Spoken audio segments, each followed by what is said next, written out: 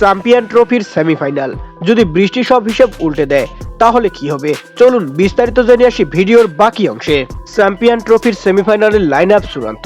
Bharat, Australia ও New Zealand দক্ষিণ আফ্রিকার লড়াই দেখার জন্য মুখিয়ে আছে কোটি কোটি ক্রিকেট প্রেমী, কিন্তু এক অজানা সংখ্যা যেন ঘুরপাক খাচ্ছে। এবারের আসরে পাকিস্তান পর্বে বেশ কিছু ম্যাচ বৃষ্টির কারণে বাধাগ্রস্ত হয়েছে। সুতরাং যদি সেমিফাইনালের দিন আকাশে কালো মেঘ আসে, যদি বার্ষিক বৃষ্টি সব উত্তেজনা মাটি করে দেয়, তবে কি হবে?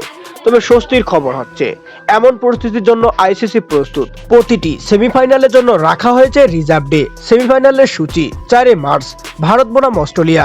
ম্যাচটি হবে দুবাইতে বিকাল 3টার সময় এবং বৃষ্টির কারণে ম্যাচটি ভেস্তে গেলে ম্যাচটি গড়াবে 5 মার্চ। অপরদিকে 5 মার্চ নিউজিল্যান্ড বনাম দক্ষিণ আফ্রিকার ম্যাচ লাহোরে অনুষ্ঠিত হবে বিকাল 3টার সময়। বৃষ্টি হলে ম্যাচটি হবে 6 মার্চ। Final 9 March. বৃষ্টি হলে ম্যাচটি হবে 10 মার্চ। তবে তারপরও একটা প্রশ্ন থেকে যায়, যদি রিজার্ভ ডেতেও বৃষ্টি হয় তাহলে কি হবে?